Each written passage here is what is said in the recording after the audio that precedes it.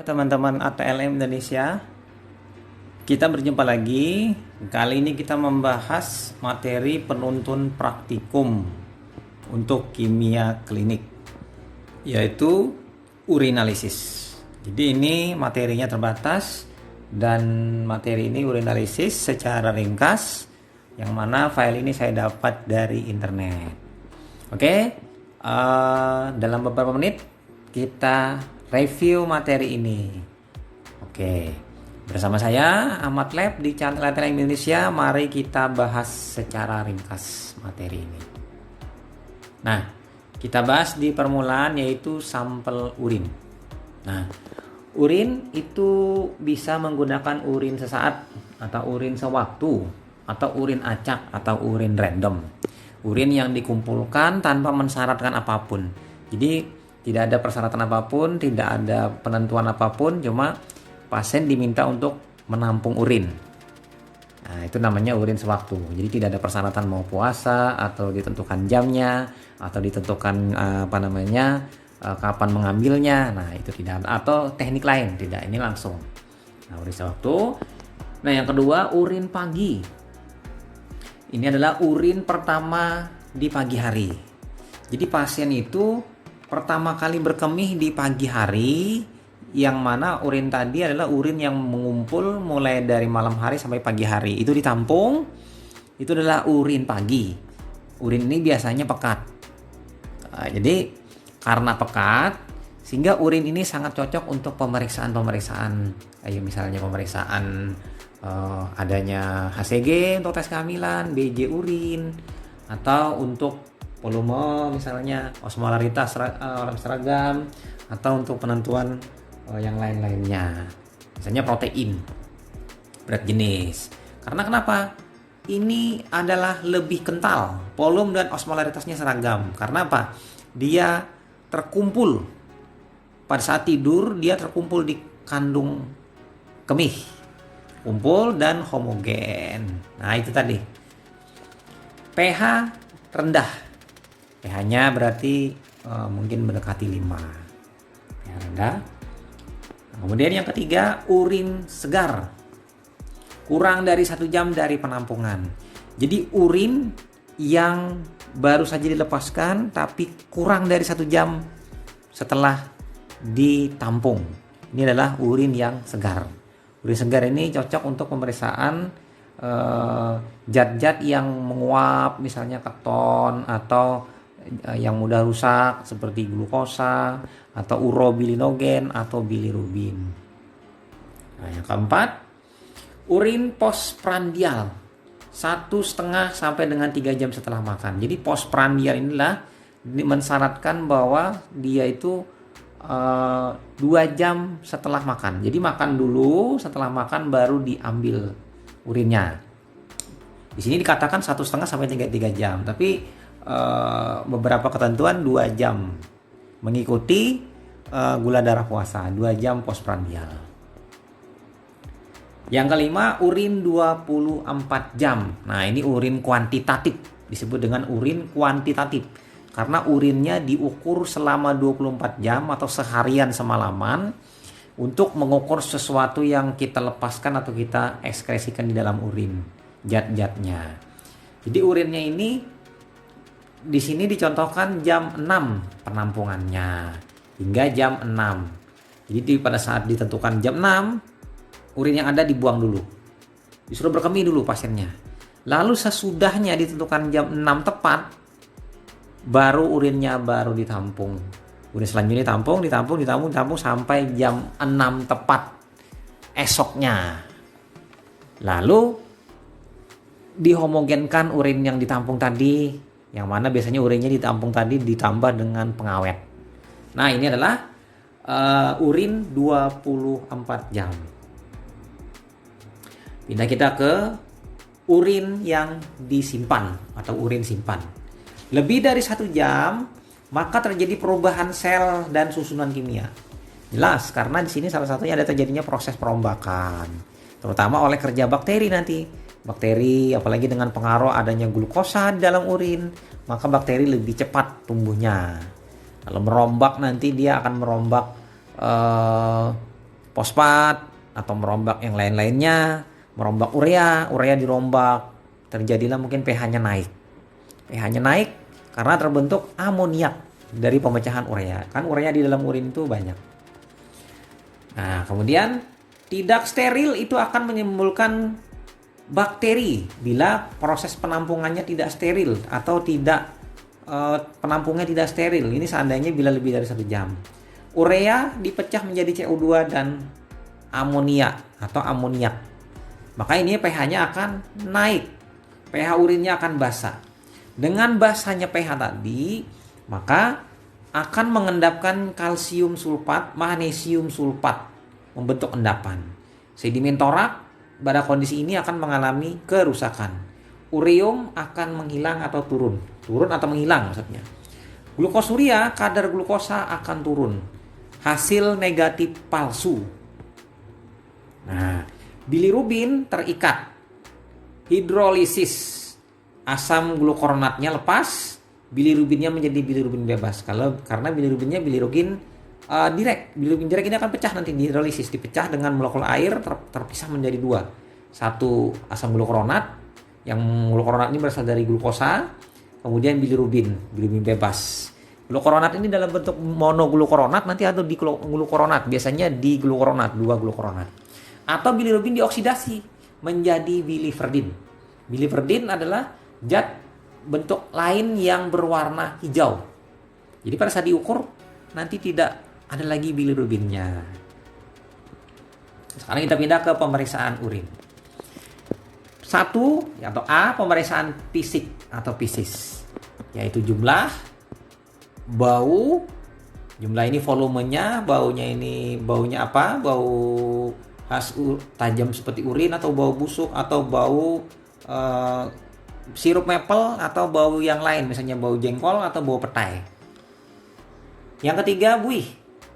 Buih ini dihasilkan dari urin, yang mana bila urin itu kocok maka buihnya akan hilang segera atau hilang pelan-pelan atau tidak mau hilang nanti. Yang keempat, warna. Nanti macam-macam warna. Yang kelima, kejernihan. Keenam, berat jenis. Nah, ini makroskopisnya. Sementara kita pindah yang B, pemeriksaan kimianya atau kimiawinya, yaitu pH, protein, glukosa, badan keton, bilirubin, urobilinogen atau urobilin. Yang C, pemeriksaan mikroskopik, yaitu sel darah atau sel epitel. Nah, yang warna kuning ini yang akan dibahas dalam materi ini. Oke, kita masuk ke, nah selanjutnya lagi apa di mikroskopik ini? Adanya sel darah, sel epitel, dan torak. Torak adalah silinder atau case. Dan yang terakhir adalah kristal. Ditemukannya kristal-kristal sebagai penyebab batu pada saluran kemih. Nah, kita mulai dari pemeriksaan fisis atau fisik, yaitu jumlah urin normalnya 1200 sampai 1500 ml per 24 jam. Jadi lebih dari 1 liter atau kurang dari 2 liter. Kurang lebih lah, sampai kalau melihat di sini 1200 sampai 1500. Berarti 1,5 liter. 1,5 liter idealnya dalam 24 jam. Nah, variasinya ini tergantung dari, nah ini teman-teman. Jadi teman-teman, variasi volumenya ini tergantung dari pertama luas permukaan badan. Apakah dia LPB-nya itu besar, kecil, atau sedang? Artinya gemuk, pendek, tinggi, kurus, lebar. Nah, ini menentukan. Pemakaian cairan, apakah dia banyak minum air? Apakah dia banyak makan makanan yang mengandung air? Nah, ini penting. Kemudian kelembapan udara atau penguapan. Apakah pada saat itu dia hujan? Apakah pada saat itu panas terik? Apakah pada saat itu dia di lingkungan yang suasananya AC atau kipas angin? Ini berpengaruh. Karena volume urin akan berkurang volumenya, dia dehidrasi karena panas misalnya kemarau, atau misalnya volume urin akan meningkat bila dia di suasana yang dingin, hujan mungkin, atau di suasana AC. diperpengaruh volumenya. Kemudian yang kedua, bau. Nah, bau ini normalnya adalah itu baru itu tidak keras. Ya, bau tajam seperti khas urin lah. Kalau patologis, dia akan baunya macam-macam. Ada bau sirup maple, ada bau busuk, atau bau yang lain. Misalnya bau-bau yang terjadinya keganasan, misalnya bau busuk. Yang ketiga, buih. Normalnya putih, kemudian pelan-pelan dia menghilang buihnya. Dan bila abnormal, nanti pada saat dikocok, buihnya warnanya kuning kecoklatan, dan lambat hilang. Itu penanda adanya bilirubin. Kemudian bila mudah berbuih dan buihnya sukar hilang, itu adalah adanya protein. Jadi kalau protein buihnya sukar hilang, warnanya agak berwarna atau putih. Kalau bilirubin dia warnanya kuning tua atau kuning. Nah, kuning kan pigmen empedu, yaitu si bilirubin. Phenylazodinoniumpyridine. Nah, yang ini. Kemudian kita pindah lagi ke warna yang keempat. Apa itu? Pertama, warna itu normalnya, teman-teman, kuning muda. Kuning muda, dia mulai dari warna kuning muda, mungkin agak kuning atau kuning agak tua. Jadi kuning lah intinya, kuning muda. Hal ini disebabkan oleh urokrom serta urobilinogen yang memberi warna khas pada warna urin. Nah, ada kondisi-kondisi abnormal itu terjadi pada kondisi non patologis dan patologis. Misalnya kalau non patologis, misalnya dia setelah minum pewarna makanan. Kalau misalnya patologis disebabkan oleh hal-hal patologis. Misalnya warnanya merah itu karena adanya mungkin perdarahan. Nah, di samping warna itu ada juga nanti kekeruhan. Kekeruhan kemerah-merahan itu disebabkan oleh darah. Kekeruhan putih disebabkan oleh hal-hal lain. Misalnya adanya banyak leukosit atau nanah atau infeksi lain. Misalnya jamur, bakteri. Nah, ini hal-hal lain dalam kondisi warna dan kekeruhan. Ya, lanjut lagi kita teman-teman di sana. Nah, ini warna lagi. Perubahan non patologis disebabkan oleh bahan atau obat-obatan yang dimakan. Nah, ini contohnya.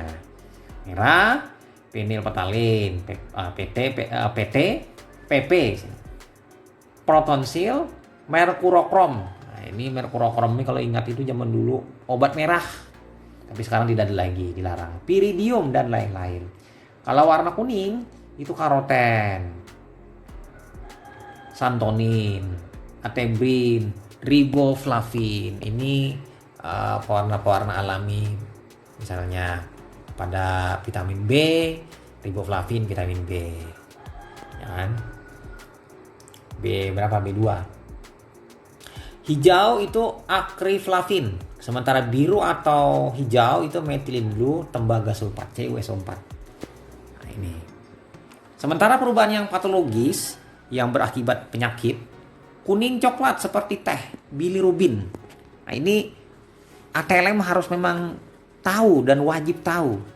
Apabila warnanya coklat tua seperti teh induk, itu adalah disebabkan oleh adanya kehadiran bilirubin.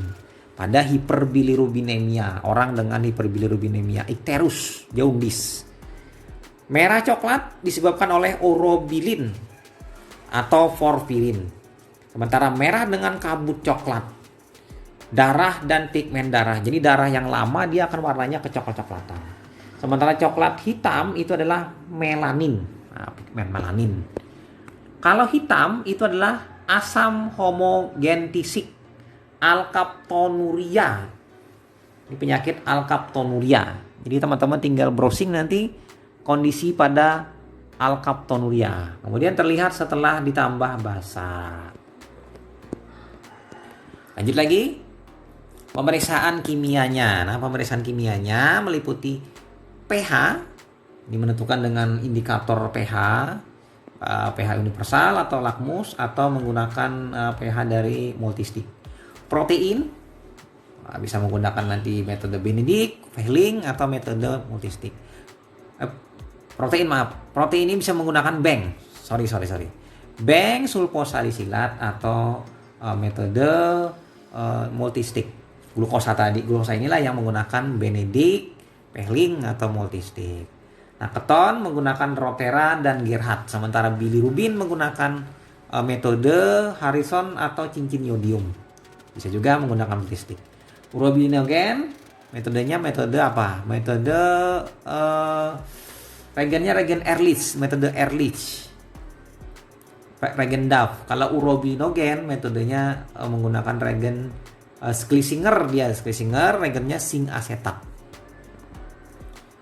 Nah, oke, kita bahas bilirubin. Ini pembahasannya tidak banyak, terbatas saja. Bilirubin normal dalam urin kurang lebih 0,02 mg per dl. Itu kadar bilirubinnya. Sangat rendah sekali. Terkonjugasi bilirubinnya dalam darah itu tidak terdeteksi. Nah, jadi rendah sekali. Cara Harrison lah yang dipakai. Prinsipnya bilirubin mereduksi FeCl3 menjadi senyawa warna hijau. Sebelumnya bilirubin dalam urin diendapkan dengan larutan BaCl2. Jadi prinsip seperti ini. Bilirubin itu di dalam urin itu diperangkap dengan BaCl2. BaCl2 membentuk barium sulfat atau barium karbonat atau barium fosfat. Barium yang tiga-tiganya ini membentuk endapan putih yang akan mengabsorpsi atau mengoklusi si bilirubin. Bilirubin terjebak di sana, lalu disaring. Nah, supernatannya itu dipisahkan. Nah, disaringannya inilah nanti yang ditetesin dengan larutan pocet, maka terbentuk warna nanti. Jadi mengubah bilirubin menjadi biliverdin, Fe3 menjadi Fe2, reaksinya seperti itu. Nah, regennya larutan Faucet terdiri dari TCA 25 gram per 100 ml Aquades, 10 ml FeCl3 10 gram per 100 ml Aqua atau 10%. Larutan BaCl2 10%. Nah, teknik atau cara kerjanya, pertama 3 ml BaCl2 10% ditambah dengan 3 ml urin. Jadi sama banyak. 3 ml tambah 3 ml. Setelah itu dicampur, kemudian dilakukan proses penyaringan dengan kertas saring. Jadi campur dulu sampai homogen, dia keruh membentuk endapan, lalu disaring. Lalu filtratnya dipakai untuk reaksi Schlesinger. Filtrat bagiannya ini diambil terus Schlesinger. Sementara untuk di kertas saringnya itu tambah larutan pocet 1 sampai 2 tetes. Apabila terbentuk endapan tak berwarna atau coklat atau warnanya coklat, itu negatif. Namun nanti apabila terbentuk warnanya hijau atau endapan warnanya hijau, itu adalah ditemukannya bilirubin. Nah, seperti itu teman-teman. Jadi tetap coklat atau tidak ada perubahan, itu negatif. Bila hijau itu positif bilirubin. Nah, filtratnya ini nanti diambil, digunakan dengan cara dicampur dengan regen Schlesinger nanti. Nah, sekarang filtratnya tadi kita ambil untuk uji urobilinogen metode tes Schlesinger. Prinsipnya urobilin ini berarti sudah berubah dari urobilinogen yang sudah dioksidasi, dipecah menjadi urobilin. Bereaksi dengan zinc asetat dalam larutan amoniak membentuk garam zinc yang memberi warna fluoresensi hijau. Nanti fluoresensi hijau nanti diambil bereaksi dengan zinc asetat. Regennya regen Schlesinger, suspensi jenuh zinc asetat dalam alkohol. Jadi alkoholnya alkohol 96, dilarutkan di sana zinc asetat. Jenuh dia, ada endapannya nanti di bawah kecil putih. Berarti itu tanda jenuh. Yang kedua, larutan amoniak encer 10%. Nah, teknik cara kerjanya 3 ml filtrat urin dari reaksi Harrison atau urinnya langsung. Kita bisa menggunakan urin langsung atau bekas dari filtrat cara Harrison tadi. Kemudian ditambah tadi kan, ya kan? Ditambah dengan regennya, regen Schlesinger. Jadi kalau fluoresen positif tidak dapat dipakai. Sebelumnya ini kita pisahkan dulu, tapiskan. Bila fluoresensi negatif, lalu kita tambah 3 ml regen Schlesinger. Campur, kocok, lalu kita bedakan nanti. Sebelumnya ditambahkan 2 sampai 1 sampai 2 tetes amonia encer. Tadi kan amonia encer tuh. Tujuan amonia encer ini dia mengubah suasananya nanti menjadi suasana alkali. Saring dengan kertas saring. Nah, kertas saring. Nah, setelah saring kertas saring nanti bagian larutannya lah yang akan kita periksa, bukan yang bagian saringannya. Di saring ini tujuannya untuk mengurangi kekeruhan. Lalu ditambah dengan larutan tinktur yodium atau lugol atau yodium. Nanti lugol tujuannya mengoksidasi. Jadi setelah itu dilihat pada latar yang berwarna gelap. Apabila positif, maka fluoresensi hijau. Baca dalam kotak urobilin dengan sinar tidak langsung. Jadi terhindar dari sinar matahari. Nanti dia dibaca di kotak tuh maksudnya di dalam yang tidak terkena sinar matahari dengan latar belakangnya gelap. Nah, ini diberi dengan yodium setelahnya itu. Campur, dibaca. Pindah lagi catatannya, urin harus baru. Yang itu yang mengganggu percobaan adalah bilirubin. Ini harus diendapkan dulu. Dipisahkan tadi dengan cara Harrison. Urin berfluoresen itu dapat disebabkan oleh, jadi berfluoresen duluan itu disebabkan oleh vitamin B kompleks, riboflavin, vitamin B2, iosin eritrosit, merkurokrom akriflavin. Ini menghasilkan fluoresen juga sehingga urinnya tidak bisa diperiksa karena sudah terganggu oleh zat-zat ini. Tapi nanti ada tekniknya membedakannya nanti. Cara Naumann mungkin kalau salah atau cara apa kemarin itu saya lupa. Nah, oke lanjut. Kita pindah ke urobilinogen. Tesnya dari Ehrlich. Reagennya para dimetil aminobenzaldehid 2% dalam HCl 50%. Jadi reagennya reagen PDAB kalau disingkat. Nah, Ehrlich.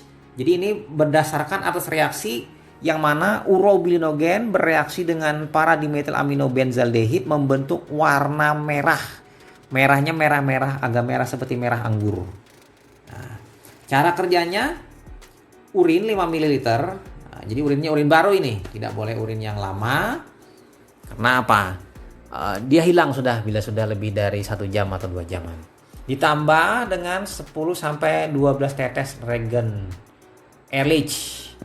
Jadi anggap 0,5 ml karena 20 tetes itu adalah 1 mili. Karena 10 tetes berarti setengah mili. Campur selama 5 menit lalu baca. Apabila terbentuk warna merah berarti dia positif ada urobilinogen. Setelah 5 menit. Tapi bila tidak terbentuk warna merah berarti dia urobilinogennya tidak ada. Nah, nanti merahnya beda-beda. Ada yang merah tipis, berarti positif. Ada normal. Tapi ada juga nanti yang warnanya merah sekali. Merah seperti sirup. Nah, ini artinya meningkat atau berlebihan urobilinogen disekresikan ke dalam urin. Kita pindah lagi teman-teman atlet Indonesia, sumber kesalahan. Negatif palsu. Urin lama. Urinnya lama, sudah lama kena sinar matahari lagi, rusak karena teroksidasi oleh sinar matahari. Formaldehid 200 mg per dl ini mengganggu sehingga menyebabkan negatif palsu. Terapi heksametilin tetranium, dosisnya yang sangat tinggi. Pengawet formalin, ya sama ini formaldehid. Positif palsu memberi hasil yang positif merah. Obat-obatan derivat azo karena reaksinya reaksi azo, misalnya penazopiridin. Kemudian pemeriksaan darah samar. Nah, ini pemeriksaan untuk melihat adanya darah yang tidak kelihatan, samar-samar. Metodenya metode guajak. Ada yang guajak, tetrametilbenzidin, benzidin basa, benzidin asam. Nah, tetrametilbenzidin atau nanti ortotolidin. Nah, guajak bes ini untuk mengetahui adanya perdarahan yang tidak bisa dilihat dengan mata biasa pada urinnya. Jadi harus dicek dengan adanya pemeriksaan menggunakan regen Guajak. Ada juga menggunakan metode benzidin. Nah, reaksi kimia pada kertas. Deteksi aktivitas pseudoperoksidase hem atau hemoglobin. Jadi dasarnya nanti adanya peroksidase akan memecah peroksidase atau katalase dari sel darah itu akan memecah H2O2. H2O2 dipecah oleh peroksidase melepaskan oksigen dan H2O. O2 ini akan menghancurkan atau merusak senyawa benzidin menjadi warna hijau kebiru-biruan hingga biru tua. Nah, itu prinsipnya. Keuntungannya murah dan mudah dilaksanakan cara ini. Lalu keterbatasan tidak spesifik deteksi Hb. Bisa false positif akibat obat-obatan, vitamin C misalnya, atau makanan. Makan daging mentah. Karena di dalam daging itu ada senyawa mioglobin atau senyawa yang sejenis dengan hemoglobin. Nah, itu saja. Kira-kira teman-teman jangan lupa subscribe ke channel saya ini, bunyikan lonceng notifikasi apabila ingin mendapatkan pemberitahuan seputar video yang baru saya upload. Nah, salam ATL Indonesia, semoga bertambah ilmunya dan bertambah pengetahuannya di bidang kimia klinik yang saya bawakan. Serta saya biasanya membawakan 2 bidang saja. Yang satunya adalah hematologi. Jadi kimia klinik hematologi. Walaupun yang lain-lain juga saya tambahkan, tapi saya tidak memiliki ketajaman yang lebih dalam mengenai bidang-bidang lain. Sampai jumpa di video selanjutnya. Semoga bermanfaat. Saya Ahmad Lev dari Banjarmasin pamit. Bye.